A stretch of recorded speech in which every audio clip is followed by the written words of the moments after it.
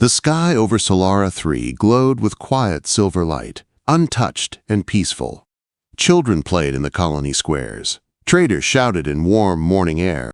Scientists watched the stars with hope instead of fear. It felt like a normal day on a young human world. High above that calm blue horizon, something moved. On the command bridge of the Zarkith Dominion flagship, Admiral Vorthax watched the planet grow larger on the screen. The blue-white sphere floated in darkness like prey wandering into a hunter's jaws. His obsidian skin reflected the pale jade light of Dominion displays. His 4 irises narrowed with practiced boredom. He had conquered 60 species. None had ever survived his first strike. "Report," Vorthax said. The tactical officer bowed. "The natives call themselves humans. Admiral. Population, 9 billion across this system. Technology, crude. Nuclear warheads, ion engines, fragmented governments. Constant internal conflict." Vorthax made a dry clicking sound that passed for a laugh. Another young species too busy fighting itself to look upward. He raised a hand. "Prepare the cleansing bombardment." No warning, no negotiation. The Zarkith did not speak to species they intended to erase. 12 antimatter warheads fell through Solara 3's sky. People on the surface watched the streaks of white-blue fire with confusion, then awe, then horror, as the streaks touched ground and became suns. 12 cities vanished. 2 billion humans turned to ash. The colony burned like a dying star. From orbit, Admiral Vorthax watched the shock waves spread across continents. Smoke curled upward in twisting black ribbons. Oceans boiled. Communications died. Silence followed. "Excellent," he said coldly. "Deploy harvester drones. Strip the metals. Leave the bones." His officers moved with ritual calm. They had done this 1,000 times. The pattern never changed. Survivors always scattered, too broken to resist. Resources were taken. Remnants starved in darkness. Dominion ships moved on. But Solara 3 was not following the pattern. "Admiral," the tactical officer said softly, "we are receiving transmissions from the surface. Multiple stations. All broadcasting." Quote, "Broadcasting what?" The bridge filled with sound. Laughter, not joy. Not hysteria. Something darker. The sound of a species staring into death and making a promise instead of a plea. Then a voice spoke. "You have our attention." A chill moved across the bridge. Vorthax ignored it. "Continue the harvest." The laughter kept returning, growing louder, multiplied by thousands, no, millions, until every Dominion receiver trembled with the same message. "We are still here. We are still standing. We remember what you did." The first wave of harvester drones descended. The first drone exploded. 40 kilometers above the surface, something hit it. Something fast. Something hidden. Something human. "What happened?" Vorthax demanded. "Unknown projectile, Admiral. Origin, surface." Another drone died, then 5, then 20, then the entire first wave. On the main screen, red markers began appearing across Solara 3. The mountains. The ocean trenches. The dead colonies. Hidden bunkers embedded deep in bedrock. Weapon signatures. Thousands of them. Vorthax leaned closer, disbelief sharp in his voice. "Show me." A planetary map appeared, blooming with crimson points until it looked like the world itself was bleeding. "Admiral, the humans had built hidden fortresses, underground cities, sub-oceanic missile platforms, armories under mountains. We saw none of this during observation." "They were hiding from each other," Vorthax whispered. A realization colder than vacuum settled in his chest. "And that fear prepared them for us." Railgun fire erupted from every continent. Kinetic lances tore through the clouds. Magnetic accelerators launched rounds faster than Dominion point defense could track. The sky became a storm of metal and fury. Harvester drones died in clusters. Dominion sensors blinked with errors. Weapons failed to lock. "Admiral, we've lost 60% of the drones." Human firepower is increasing. This was no desperate lashing out. This was discipline. This was planning. This was rage honed by centuries of human fear. A new transmission cut through the noise. A single voice. Calm, controlled, unbroken. This is Commander Alina Reyes of the United Human Defense Accord. You killed 2 billion of our people today. We have recorded every energy signature in your fleet. We know what you are. We know where you came from. A pause. You thought you were killing us. You were waking us up. Vorthax felt something ancient and unwelcome stir beneath his ribs. A thing he had never felt in 10,000 years of victory. Fear. The stars around Solara 3 seemed suddenly cold and endless. Dominion ships floated in silence. For the first time, the hunters tasted the feeling of being watched. Enjoy your last quiet night among the stars, Commander Reyes said. We are coming for you.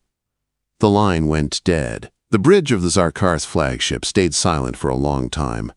Vorthax's officers stared at him, waiting for commands that did not come. He watched the burning world below him, a world that should have been dead, but instead glowed with defiance. A primitive species had survived annihilation. A wounded species had stood up. A terrified species had sharpened its terror into a blade. Vorthax whispered, "The universe has changed." He did not know how right he was. Far beneath Solara 3's mountains, Commander Reyes walked through steel corridors humming with emergency power. Survivors moved with purpose. Engineers, soldiers, scientists, all awakened from fear into fury. This was Bunker Helios, one of hundreds hidden across the system. For decades, humanity had prepared for extinction. Not aliens, but asteroids, wars, plagues. They had built shelters, weapons, secret shipyards on the Moon and Mars. They had built these things because humanity feared the universe itself. Now that fear had become their armor. "Status," Reyes ordered. Lieutenant Jonah Hale met her eye, grief buried under duty. His family had died in the first blasts. "We have confirmed contact with 180 bunkers," he said. Estimated surviving population across the system, nearly 2 billion. And the shipyards? Intact, every one of them. Reyes exhaled once. Not relief. Resolve. Humanity still lived. "Prepare all assets," she said. "Begin mobilizing every warship, every platform, every pilot." Quote. Jonah nodded. "What about the Dominion fleet?" Reyes looked up at the display showing the alien ships still circling Solara 3 like mechanical vultures. "They think we're dying," she said. "Let them think it." She stepped closer to the screen. "Then we will teach them what happens when humans wake up." Commander Alina Reyes stepped into the heart of Bunker Helios and felt the mountain pressed above her like a weight. Red emergency lights pulsed along the ceiling. The air tasted of metal, recycled and cold. Screens covered the walls, showing burning continents, broken cities, and pockets of life still fighting to breathe. Around her, humanity moved, soldiers in scorched armor, engineers with shaking hands, doctors with eyes that had seen too much. No one looked away from their work. Grief was there, but it had sharpened into something else. "We have to earn every second they stole from us," Reyes said quietly. Lieutenant Jonah Hale stood at the main console, jaw tight, voice steady. "Status, Commander. We have confirmed contact with 180 bunkers across Solara 3 and the off-world network. Rough estimate, 2 billion survivors in system. The surface is irradiated, but controllable with time." "And our assets?" Reyes asked. Jonah's fingers moved over the display. New screens opened. Black ship silhouettes appeared above the dark side of the Solara moon and over the rust-red profile of Mars. "Lunar shipyard Aegis is intact," he said. "Mars orbital yard Valkyrie is intact. Deep space foundries are untouched. All secret yards report ready status on 312 combat vessels. Another 200 under construction." Reyes's chest tightened with cold pride. For 30 years, humanity had built weapons in secret, warships hidden behind false research labels, platforms disguised as mining stations, projects meant for the day something tried to end them. They had not expected the Zarketh. It did not matter. Activate every military asset, Reyes said. Quietly, we crew every ship, every platform, every gun. I want a battle-ready fleet in 6 months. Quote. Jonah hesitated. And the Dominion fleet in orbit?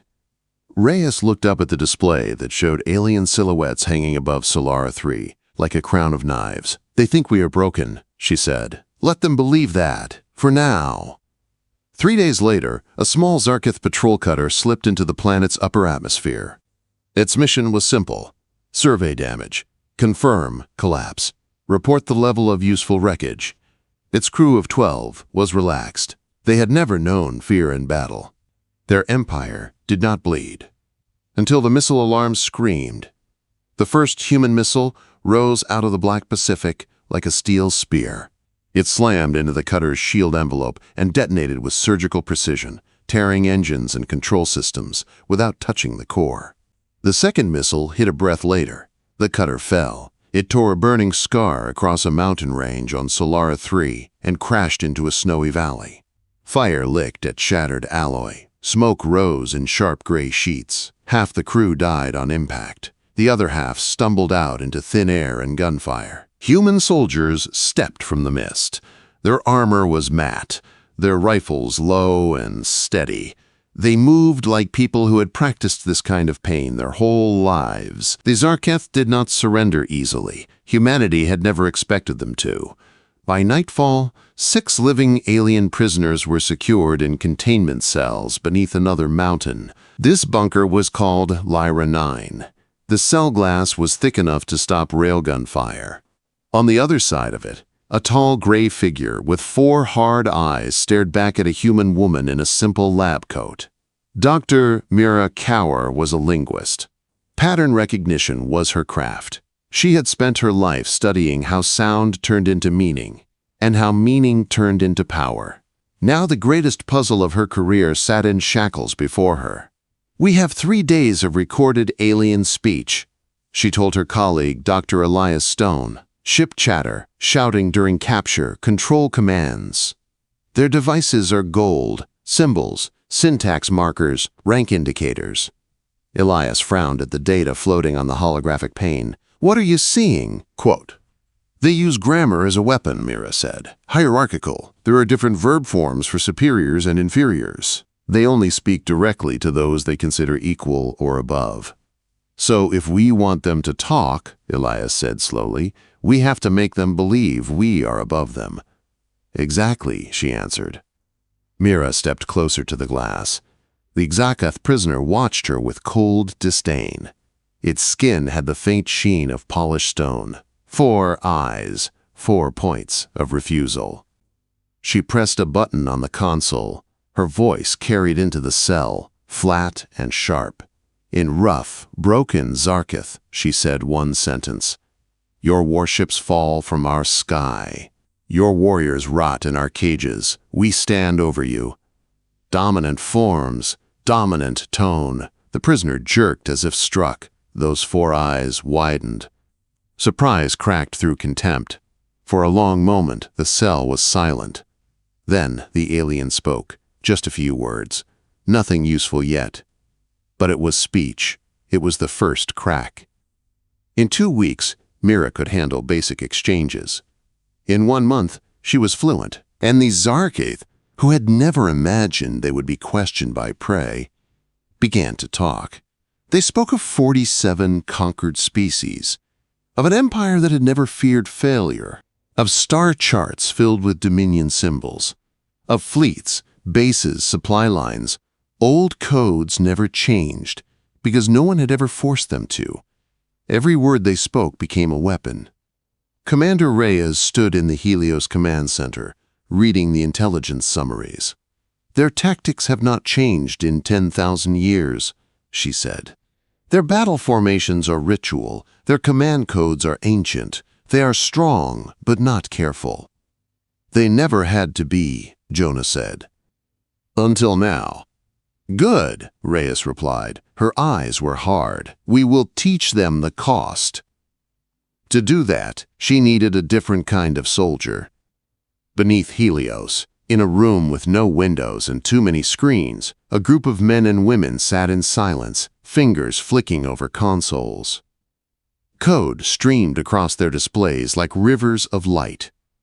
They called themselves the Shade Array. Before the bombardment, they had been criminals, intelligence officers, corporate raiders. Now they served one flag. Their leader used the call sign Ghostline. No one knew her real name. They knew her record. She had once broken into 3 national defense networks in one night just to prove she could. Reyes watched her outline on the other side of the glass. The Zarketh Communications Web, Ghostline said during the briefing, is centralized and lazy. Every military order, every navigation ping, every personal message moves through choke points. They trust their dominance. They have no real encryption, no firewalls, no proper intrusion detection. No one has ever tried to hack them before. Why? Reyes asked. Because everything they met died too fast, Ghostline answered. Her smile did not reach her eyes. We did not. The first human strike was not a missile.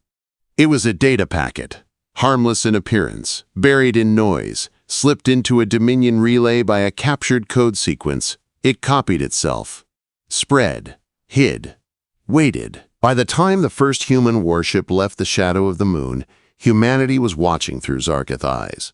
They knew where every fleet sailed. They knew where every child world slept.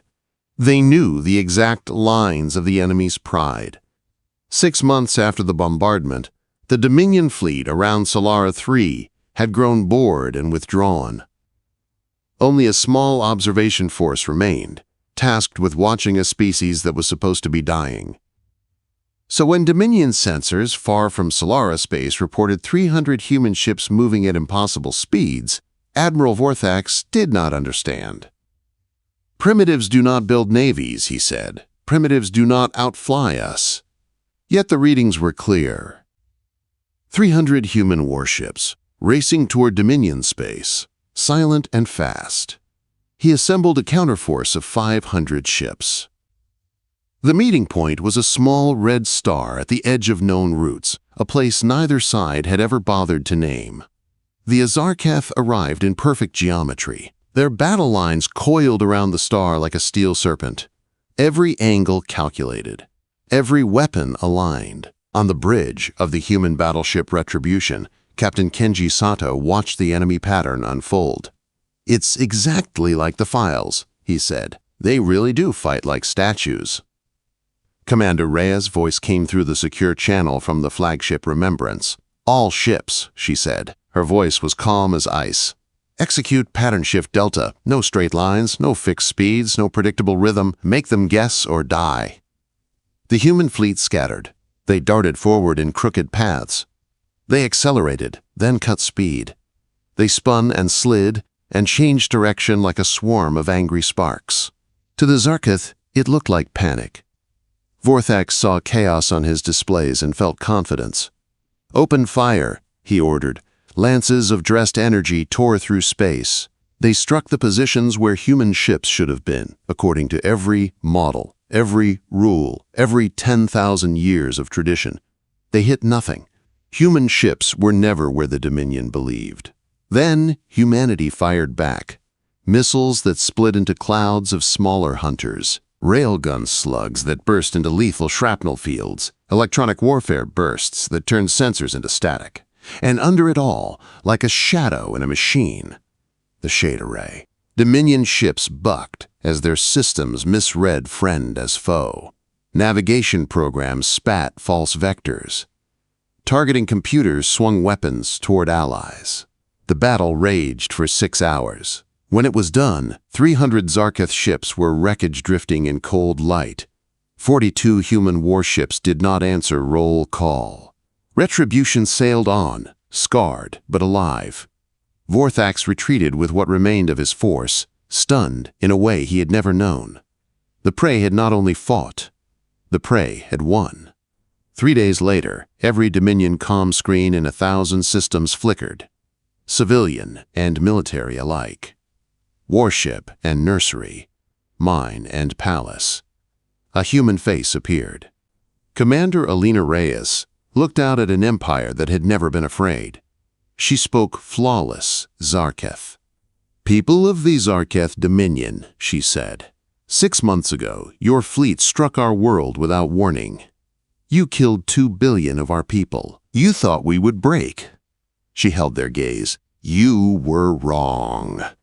Your fleet at the Red Star lies in ruins. Your communication web is ours. Your secrets are not secrets anymore. We know where you live. We know where your young sleep. We know every path your ships take." On 100 worlds, four-eyed citizens stared in frozen disbelief. "We are not coming to erase you," Rhea said. "We are coming to teach you what it means to wake humanity. You have 4 months to prepare. Use that time well." The transmission cut. Across the Dominion, a new feeling began to move between the stars. The hunters were afraid, and 300 human warships were already on their way. The planet was called NHALOR-7 by the Zarketh. The people who lived there called it home. They were the Valor, a gentle species with soft violet skin and large dark eyes that reflected every light. 5 centuries earlier, Zarketh warships had burned their skies and taken their freedom. Since then, the Valor had worked in mines and factories, building weapons for their masters. When the human ships arrived in orbit, the Valor looked up with dread, not hope. Another conqueror, another master. On the bridge of the human cruiser Liberation, Captain David Okoro stared down at the green and blue curve of NHALOR-7. His orders were clear in his mind and heavy on his heart. "Open channel to the surface," he said.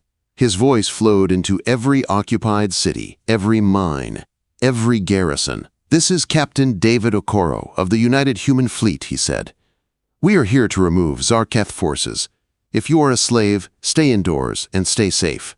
If you are a Zarketh military, surrender now and you will live. Resist and you will be destroyed." In the main Zarketh fortress, the garrison commander laughed. He had 3,000 soldiers and heavy guns. The humans had 5 ships. He had never fought humanity. The battle lasted 20 minutes. Human drop pods screamed down from orbit like meteors wrapped in fire. They slammed into the heart of the fortress and burst open. Marines poured out, moving through metal corridors like shadows. Their armor drank light. Their rifles spat thunder. Flash charges turned four-eyed guards blind. Smoke choked thermal sensors. Close-quarter drills born from 1,000 human wars turned narrow hallways into traps. The Zarketh were tall and strong. They were brave. They were used to open formations and clean fields of fire. They did not know how to fight enemies who came from every doorway, every vent, every piece of darkness. When the red dawn rose over NHALOR-7, the Zarketh banners lay in the dust. Human soldiers stood at the gates handing food and water to trembling Valor. Medics treated alien wounds with gentle hands. Engineers helped restore power and water. No one barked orders at the freed slaves. The Valor waited for new chains. None came. 3 weeks later, the last human ship left NHALOR-7's sky. The Valor watched burning streaks rise into the clouds and vanish. They had a new council. They had weapons to defend themselves. The humans had asked for nothing. A Valor elder met Captain Okoro before he left. Her eyes were dark and deep, like old rivers. "Why do you help us?" she asked. "What do you want?" Okoro thought of the 2 billion humans who had died on Solara 3. He thought of his younger brother, who had eaten street food in one of the dead cities, on the day the sky turned to fire. He felt the familiar burn in his chest. "Because someone hurt us," he said. "Because we could take that hurt and spread it. We could become monsters like the Zarketh. We could conquer and enslave and tell ourselves we are right." He looked up at the stars. "But that is not who we want to be. We want to be better." We want to show the galaxy that strength does not have to mean cruelty, and power does not have to mean chains. The elder's voice was soft. And the Zarketh themselves? What will you do to them? Quote. Okordo's jaw tightened. That is different, he said. They have not learned anything yet, but they will. Word spread. From world to world, the same pattern repeated. Human ships arrived.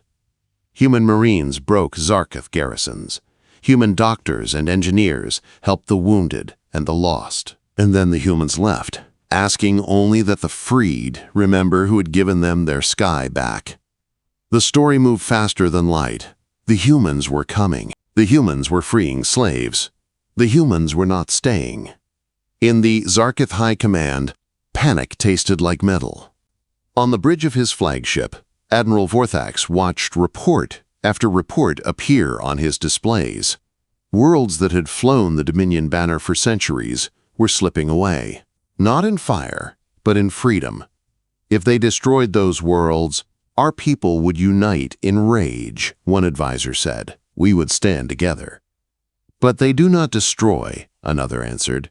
They give away what we built. They turn our subjects into allies. They make us look weak. Vorthax knew one thing with bitter clarity. An attack on Solara 3 now would be suicide. Human patrol fleets guarded every approach. Their weapons had already proven themselves against superior numbers. The Dominion could no longer strike at the cradle. There was only one path left. Send the call, Vorthax ordered. Every warship, every armed transport, every vessel that can carry a gun, they all come to Zareth Prime. We will make our stand at home. 4,000 ships answered. It was the largest fleet in Dominion history. It was also the most desperate. Deep beneath the rock of Bunker Helios, Admiral Alina Reyes listened to the intelligence summary and felt a grim satisfaction. They are pulling everything back to one system, Jonah Hale said. 4,000 hulls. If we go world by world, this will take decades. If we face them at Zareth Prime, it ends there, one way or another. How many ships can we field? Reyes asked. 600 battle ready, he said. Another 100 that can fight, but not at full strength. 600 against 4,000, Reyes said. Those are not good odds, Jonah replied. Reyes watched the holomap of Zareth Prime. Battle cones and firing arcs glowed in pale light. We are not going to fight their kind of battle, she said. Get me Mirakaur. Get me Ghostline. Get me every scrap we have on Zarketh mines. For 3 days, the war room never slept. They studied 10,000 years of Dominion tactics. They traced the same formations across star charts over and over. They read cultural reports, prisoner interviews, fragments of ancient songs. Mirakaur pointed to a series of overlapping tactical diagrams. They do not adapt, she said. They never had to. They have a perfect answer for every threat they know. They have no answer for what they have never seen. Give them something outside their story, and they will freeze while they try to fit it into their rules. While they freeze, Reyes said, we cut. Ghostline tapped a display filled with code. And we pull every string inside their heads at the same time, she said. Not just weapons, meaning, identity, pride. We make them question what they are before we fire the first shot. 2 weeks later, the human fleet jumped. 600 ships, engines burning white, slipped into the dark on a final road toward Zareth Prime.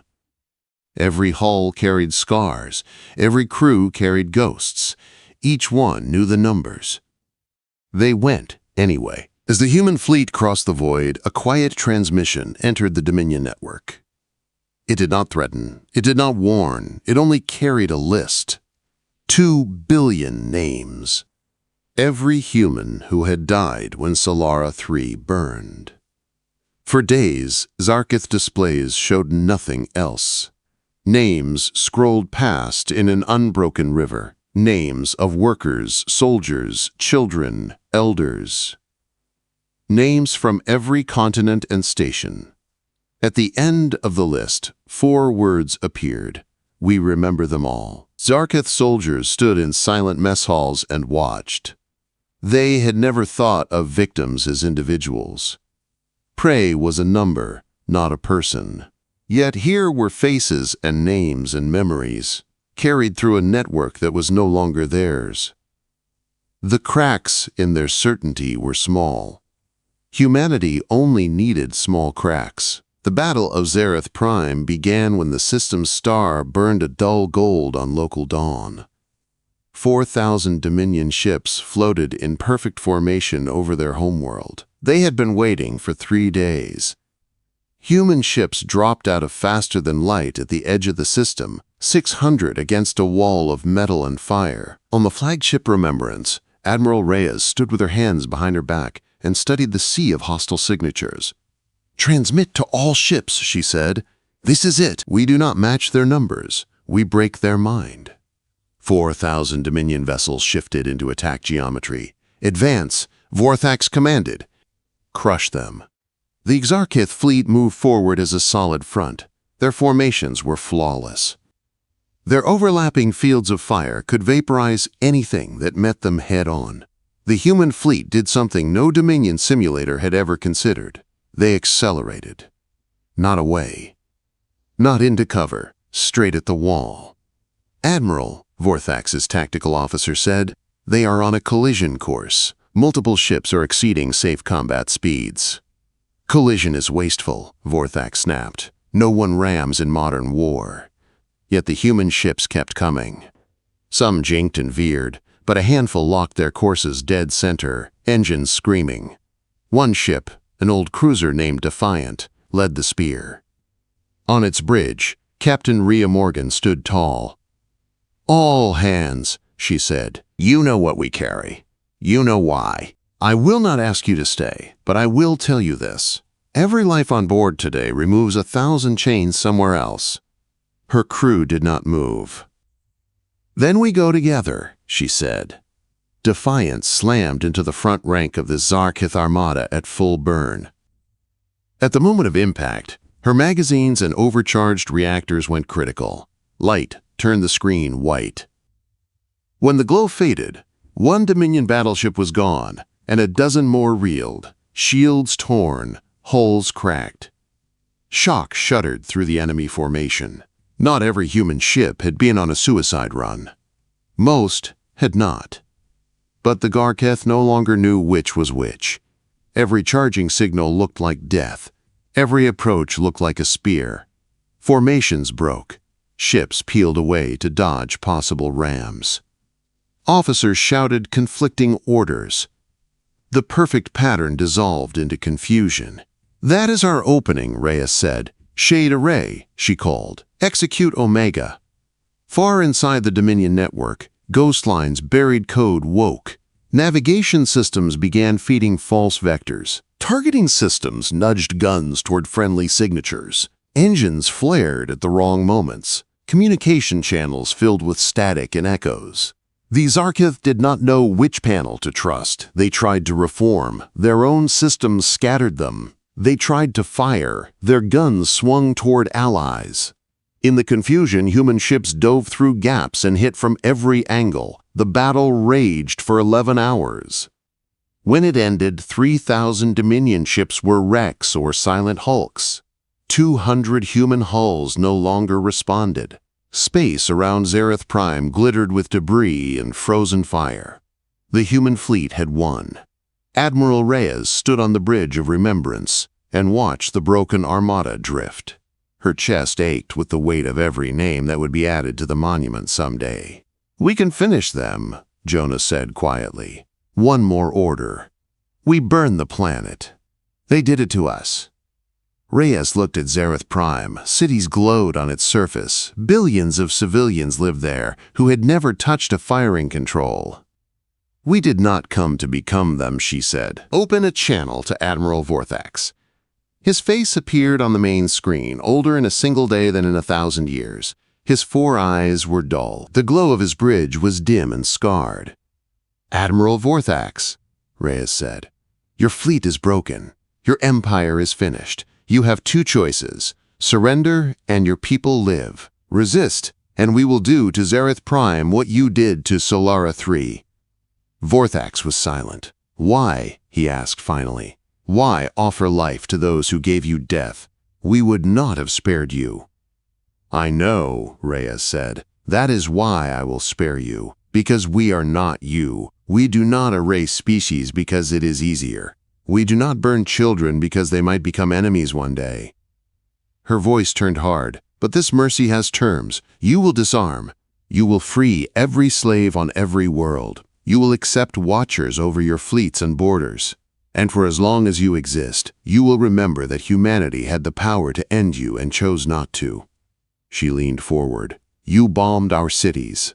You tried to break our spirit. You thought we were weak. You were wrong. We are strong enough to destroy you, strong enough to restrain ourselves, strong enough to show you a better path." Vorthax bowed his head. "We accept," he said. A century passed. In the rebuilt capital of Solara III, the city now called New Meridian, a black obelisk rose 50 meters into the clean air. Sunlight shined along its polished sides. Names covered every surface. 2 billion names. At the base, an inscription ran in every language known to the new Council of Worlds. "They thought we would break. They were wrong. To those we lost, we remember, we rebuilt, we became better." Humans and Zarkith walked side by side past the monument. So did Valor, and other freed species, whose skies now held only their own flags. The former conquerors served as guardians now, their ships watching for threats from beyond known space. The change had not come quickly. It had taken years of work, arguments, and bitter memories. It had taken apologies that scraped pride raw. It had taken patience from those who had every right to hate. Humanity had not just defeated an enemy, they had reshaped one. A Valor ambassador with pale violet skin stood near the monument, gazing up at the endless rise of names. Beside her stood a human child, maybe 8 years old, holding a small flag in both hands. "What happened here?" the child asked. "A very long time ago," the ambassador said. "The Zarketh did something terrible to your people. They burned your cities. They thought it would end you. They thought you would bow or vanish." The child stared up at the obelisk. "But we did not," the child said. "No," the ambassador answered. "You fought back. You learned. You struck. You won. But more important than that, when you stood over your enemy, with their life in your hands, you did not become them. You stayed kind. You stayed merciful. You showed the rest of us that there was another way to be strong." The child was quiet for a moment. "Is that why everyone calls us teachers?" they asked. The ambassador smiled softly. "Yes," she said. "Because when you had the power to crush, you chose to guide instead. You taught the galaxy the hardest lesson. True strength is not how hard you can hit. It is what you choose when it is your turn to hit back." Above New Meridian, the stars shone bright and peaceful. Once, the galaxy had whispered, in fear of the Zarketh. Now worlds spoke together in councils instead of in chains. Species that had been enemies worked as partners. Patrols from many worlds flew beneath a shared banner of defense, not domination. It had all begun with a species that refused to break. A species that chose hope over hatred. A species that stared into the dark and decided to be a light. Humanity had announced itself to the stars with blood and fire. It had earned its place among them with something stronger: compassion.